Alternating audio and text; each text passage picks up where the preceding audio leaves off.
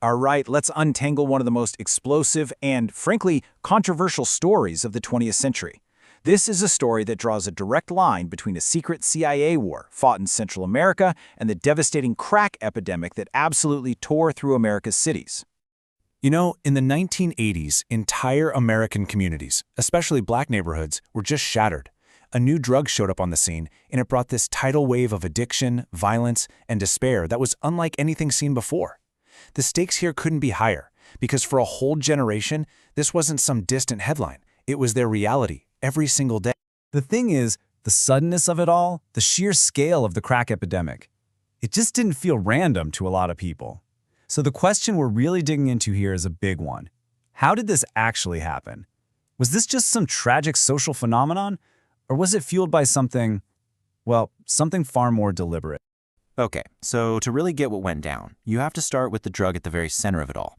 This wasn't just another narcotic. No, this was something different, something that would fundamentally change the drug trade and, really, American society itself. So crack cocaine is basically a processed, ready-to-smoke version of powder cocaine. But there are two things about it that made it uniquely explosive: its price and its potency. All of a sudden, cocaine was accessible in a way it had never, ever been before. And this is where you really see the stark divide. See, powder cocaine, that was a glamour drug for the rich. But crack, it was cheap, sold in these small, affordable rocks. It didn't just open a new market. It dropped a substance with an unbelievably high rate of addiction right into the poorest communities with terrifying speed. And the addiction was this vicious, hellish loop, a short, intense high, followed by this crushing low that created dependency almost instantly. All right, now I want you to shift gears with me for a second. Let's travel thousands of miles south, where a totally different kind of drama was playing out, one that was all about Cold War politics. On the surface, it had absolutely nothing to do with the streets of Los Angeles, but, as we're about to see, these two worlds were on a collision course. So here's the setup. The U.S. loses its longtime buddy in Nicaragua, the dictator Somoza, to the socialist Sandinistas. The new Reagan administration sees this as a major red threat on America's doorstep, another Cuba. The answer? A covert war. The CIA gets the job of creating and funding a proxy army, the Contras, to take back the country. But just look at that initial budget, less than $20 million. I mean, that's peanuts if you're trying to arm and run a guerrilla army. And that was the huge problem. Congress was really nervous about getting sucked into another Vietnam-style war, so official funding was super limited and under a microscope. To keep their secret war going, the CIA and its Contra allies needed cash, a whole lot of it, and it had to be completely untraceable. And this right here is where our two stories, the drug epidemic on American streets and the secret war in Central America, begin to merge into one dark, incredibly complex story. Now, this whole alleged pipeline, it really boils down to three key people. You've got Norman Meneses at the top, he's the supplier, a Nicaraguan trafficker with serious connections. Then you have Danilo Blandon, the middleman, the guy on the ground in the U.S. And finally, at the street level, you have Freeway Ricky Ross, an entrepreneur who saw a brand new market in South Central LA and knew exactly how to tap into it. This slide really breaks it all down. So, according to the story, Contra leadership, supposedly with the CIA's blessing, greenlit a full-on drugs-for-weapons operation. Meneses provided the cocaine, Blandon moved it in LA, and Ricky Ross was the guy who turned it into a fire hose of cash by basically creating the crack market. That money then allegedly flowed right back south to buy guns for the Contras. And this quote, wow, it comes straight from the source, from Norman Meneses, the guy at the top of the supply chain. He wasn't denying his role, he was justifying it. In his world, selling drugs that were destroying American communities was a patriotic duty, a necessary evil to fund a holy war against communism.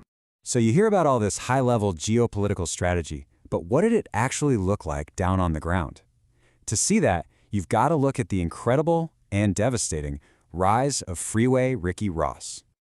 Believe it or not, this is where it all started. Not with some big cartel deal. It started with just $50 worth of cocaine, a tiny little investment that would spark an absolute inferno. But just look how fast things blew up. Once Ricky Ross linked up with Danilo Blandon, a supplier who seemed to have an endless supply of product, his operation just exploded. He went from selling tiny amounts to moving over 200 kilos of cocaine every single month. That kind of volume was just unheard of at the time. And at its absolute peak, Ross's operation wasn't just a drug ring, it was a full-blown industry. This number, 5 million, that's the estimated number of crack rocks his network was pushing monthly. He wasn't just fueling an epidemic. In a lot of ways, he was the epidemic. And you can't overstate the ripple effects here. Before crack, gangs like the Crips and the Bloods were mostly just fighting over local turf, but the insane profits from the crack trade allowed them to buy military-grade weapons and expand their operations across the entire country, taking the drug and all the violence that came with it everywhere they went. For years, all of this was happening in the shadows. But in the mid-90s, one investigative journalist decided to start connecting the dots, and the whole story just erupted into a massive national scandal. His name was Gary Webb, and he was writing for the San Jose Mercury News. He published this series called Dark Alliance. And for the very first time, a mainstream paper laid out the entire alleged conspiracy, from the CIA's war rooms to the Contra camps in the jungle, all the way to the streets of South Central LA. It went viral before going viral was even really a thing. Well, the public reaction was an absolute firestorm. It was immediate and it was furious. The CIA had to respond. The director, John Deutsch, actually flew to Los Angeles for a town hall meeting where he had to face a community that had been ravaged by crack. And he flatly denied everything, calling it an appalling charge. But here's the crazy twist. While the CIA was publicly denying everything, its own internal investigation was telling a much more complicated story. The report admitted the agency knew it was working with drug traffickers. It admitted they'd known about the allegations for years. And it even admitted that the CIA had actively blocked U.S. law enforcement from investigating their guys to protect their operations. So here's the key takeaway. While there was no official memo that said, "Go sell drugs," the CIA's own report confirmed a pattern of looking the other way when their anti-communist assets also happened to be major criminal. So what happened to everyone involved? Well, this slide tells a pretty stark story. Ricky Ross, the guy at the street level, got a life sentence. But Danilo Blandon, the middleman connecting the Contras to the streets, he became a paid informant for the government and served less than 3 years. Norman Meneses, the top supplier, was never even arrested in the United States. And Gary Webb, the journalist who broke the story, he was relentlessly attacked by major media outlets, his career was destroyed, and he tragically died by suicide years later. And that really leaves us with this final, massive question. The Dark Alliance story isn't just about drugs and secret wars. It forces us to ask a really tough question about power and about accountability. In the name of national security, when you're fighting what you see as a great evil, what actions are justified, and who ends up paying the price for those decisions? It's a question that is just as relevant today as it was back in the 1980s.